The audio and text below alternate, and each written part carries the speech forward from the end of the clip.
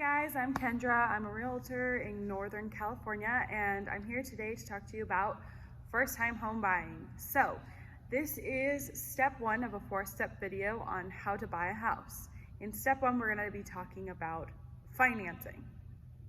Financing is super important because you need money to buy a house. Unless you have someone in your family that's just passing one down and giving it to you, which is great, you're gonna need money. Now, there are 3 different ways you can get money. You can get money from your bank account and pay for a house in cash. You could get money from a lender who connects you with a loan and pays for the house for you, and then you pay a down payment, etc., etc. Or you could get financing through the previous owner of a house. That being said, 90% of people who buy a home, they buy a home using a lender. So that's what we're going to talk about today. We're going to start with the lender.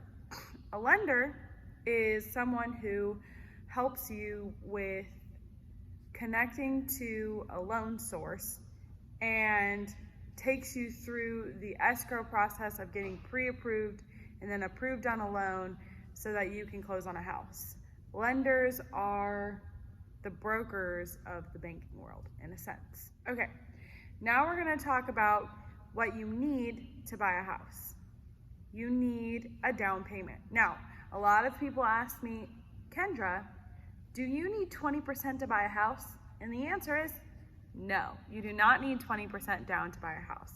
However, if you have less than 20% down, 3% to 20%, there's something called a PMI, primary mortgage insurance, that will get tacked onto your mortgage to protect that other 17 to 1%, whatever that extra amount that you got help with in your loan, that will be protected by a PMI.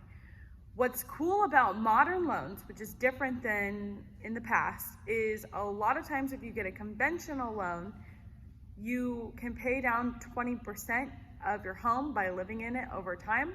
And once you hit that 20% mark, the PMI disappears. So you don't pay it for the life of the loan. If you get an FHA loan is a first-time homebuyers loan, then you have to have at least 3.5% down and the PMI never goes away. Those are like the 2 major differences.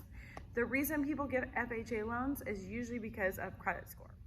Let's talk credit score. So to buy a house, you really want a 580 or higher with FHA, or you want a high 600s or higher for a conventional.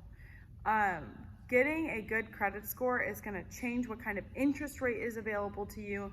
It's going to change what kind of payment you're going to have on your loan. So if you're like, I have really bad credit, I was never good about my credit, or maybe you're someone who's never gotten a credit card and never built any credit, definitely talk to a lender because they can actually help you figure out how to fix your credit to buy a house. I think the biggest mistake people make is they try to do everything by themselves and then buy a house and work with a realtor once they're the experts. If you spend some time working with a lender and a realtor before you're for sure ready and you develop a plan with them, then in a year or 2, you're gonna be much more prepared than the average buyer. So we've talked credit score, we've talked down payment. The other major cost in buying a house is closing costs. Now, there are some programs and some loans that'll help cover those closing costs. I tell my buyers to plan for about 3% of the purchase price for closing costs. That is not an exact number, that's not an exact science. It's different, it's a bit complicated to calculate. That could be its own video, and it's usually handled by the lender. Okay, so we have a good credit score, we have at least 3% down, we're ready to buy a home, right? Not quite. Now you need to talk to the lender and get something called a pre-approval.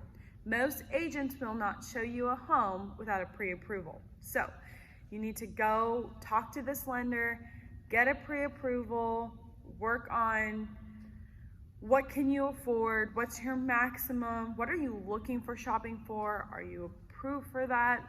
And then once you have that pre-approval, you and your agent can work together and put that amount in and see what's available in your price range.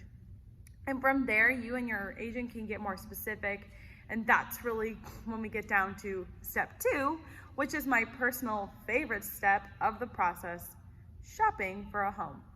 Here's what we learned in this video. You need a great lender, you need good credit score, and you need at least 3% down, and plan for about 3% of the closing costs. But if you don't have all that yet and you still want to buy a house, I encourage you to take time and talk to a lender anyway.